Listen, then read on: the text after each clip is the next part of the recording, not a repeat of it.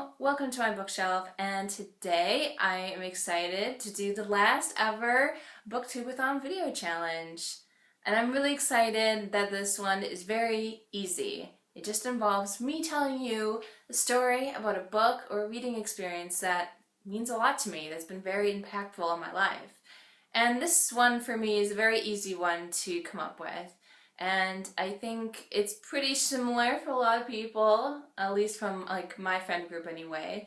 And that of course is Harry Potter. My channel name is Hermione's Bookshelf because I love Harry Potter and it did have such a really big impact on my life, especially just on my love of reading. Now, not to say that I never read before Harry Potter, because that is not true. But I think it did mark a very important point in my reading experience. So before this, so let's take you back. So let me tell you a little bit about the importance of Harry Potter for me. My first introduction to Harry Potter was in 5th grade. I was a little behind the game, and I'm sure I had seen the books in the library, but I had never checked them out before. I never really knew anything about it or anything like that. But in 5th grade, you know, peer pressure, all the cool kids, let me tell you, I was not one of them, all the cool kids were reading Goblet of Fire. And we're in 5th grade, and they're reading this huge book, and I was like, what? I mean, the cool kids didn't really read that much. So for them to be reading this huge book, like, meant something. And I was like, oh, maybe I need to, like, get on this bandwagon. So during our library time, me and my best friend, we were checking out the books and I noticed Harry Potter and I mentioned it to her like, hey, like, remember, you know, all those kids who were reading Harry Potter? Like, we should read it too, you know? And we were always desperate to try to, like, get into the good graces of the cool kids. So we were like, yeah, let's do it. And we wanted to read it together, of course, but they only had one copy of Sorcerer's Stone, which is kind of a problem when there's 2 people and we don't live together or anything like that. So, like, how are we supposed to read it at the same exact time? I mean, the only time we have together is at class, and we're in class and not reading. So we were trying to figure out what to do, and I don't know whose idea it ended up being. It probably was mine because it really wasn't that good of an idea, but we decided, okay, this is what we're gonna do. I told my best friend, like, hey, you can read Sorcerer's Stone. I'll read the second one. I'll read Chamber of Secrets. Problem solved. We're both reading a Harry Potter book. I just happen to be reading the second one in this series.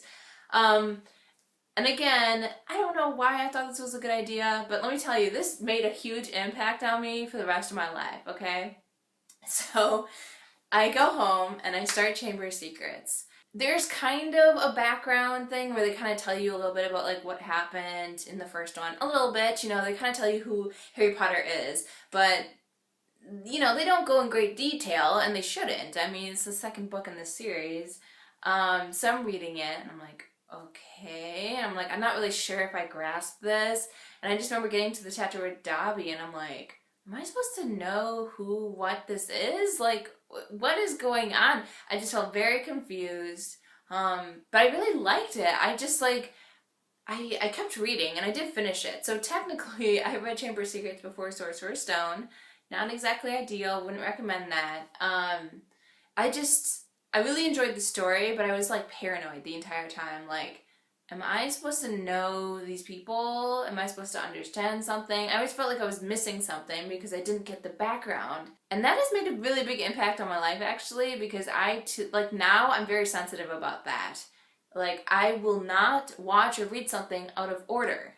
I don't see the point in that. It just bothers me. Because, you know, and a lot of people are like, well, it doesn't really matter, you can watch things out of order. It's not that big of a deal. And to me, I'm like, it's a huge deal. I don't want to miss 1 second of like a joke or like, oh, I'm supposed to know that, or I don't want to miss any of that. Like, it was made in an order. We need to watch or read it in an order. Rant aside, Harry Potter kind of started my like forceful, like, no, I've done this before, it doesn't work out, don't do it.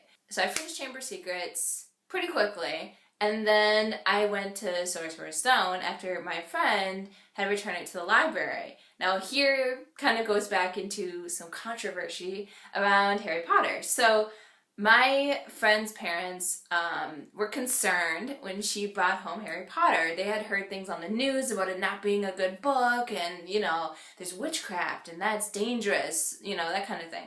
So her parents were just overly concerned. They had never read it, you know, they just, you know, heard what they heard on the news, and they're like, oh, this must be a really bad book. So they didn't want her to read it, and so she was actually banned from reading it. So she never finished Sorcerer's Stone. She didn't get that far into it. So so when she returned it to the library, I read it, and then I read all the ones that were available. So up to Goblet of Fire, because that was the last book that was released, and there was kind of a couple-year wait for the next one. And like I said, I finished them all, and I was really excited because, I mean, I was like in 5th grade, you know, and I'm reading these really big books. And my school, they would always have things on the spine telling you what grade level it was. And I don't remember exactly what grade level like it was recommended for, but like it was different for each book in the series. I think the first 3 were like the same recommendation. It was like, let's say 5th grade. And then it starts to jump up. Like, I think Goblet of Fire is like 7th grade or something, maybe 8th grade. And for me to read that was like a big deal because, you know, it seemed like a rule. I mean, you could break it and it wasn't really a big deal. Like, the librarian will let you check it out if you're not in that grade, but it seemed like a rule I was breaking in order to read these books. But I didn't want to have to wait like until next year to read it. So I would check them out, and, you know, the library would kindly remind me, like, I just want you to know that, you know, this is an 8th grade level book. And I was like, yeah, I know. And they would let me check it out and it'd be fine, but they just wanted to let me know in case I wasn't aware. But it just felt weird, you know? I don't like breaking the rules. So it was like this really big momentous occasion for me to be checking out these books that like were above my reading level, supposedly, based on my grade. I finished Goblet of Fire, and I'm like, now what? Like, I have to wait? I don't want to wait. I discovered MuggleCast, and I don't know if anyone else remembers this, but it was a podcast, and this was also a momentous occasion because it was my first podcast. Never heard of them before, but I had been on MuggleNet a little bit. It was really exciting to see everything that they posted on there. It was just a great website, you know, dedicated to Harry Potter. And so I really loved reading all the really cool informational sections on there, like, ooh, all that different trivia from Harry Potter. And I loved it so much. So when they said, like, hey, we're gonna release this new thing, you know, check it out, I was like, okay, sure. And so I did. And I think it was like a slow start because like the people doing the podcast had never done a podcast before, so they were kind of winging it, but it was just a lot of fun. And so even though they didn't, you know, it wasn't like professional in a sense, like I didn't care. It was awesome, and I really, really enjoyed listening to them. So I subscribed, and I would listen to them all the time, and it was so cool because at that time there was a lot of speculation. Like they kept debating, you know, what was going to happen in the next books and what were we going to see and what clues we had. And so, you know, for each, you know, subsequent release, they kept doing this. So like, okay, now that we read Order of the Phoenix, you know, like let's speculate on what's going to happen next. It was just really exciting. It was a really exciting time to be a Harry Potter fan. And it was so cool to be listening to a podcast and listen to other people speculate and things like that. It's definitely nothing I've ever done before. I've never had friends to talk about books with or speculate what's going to happen next. So it's a really cool experience for me to like be able to be a part of that, even though I didn't have anyone in person to do that with. That being aside, you know, Harry Potter did a lot for me. You know, not only did it make me read books of a higher reading level than I was supposed to, which is a big occasion for me. It was also like a really exciting series to read, and I can't say that I've read too many series before then. And it really just, you know, that hype of the next book coming out. That's never happened before, and really not since. So again, a very exciting moment. And then just like the introduction to podcasts because of that as well. So that's the story of Harry Potter and how important it is in my own life. I want to thank you for watching this video.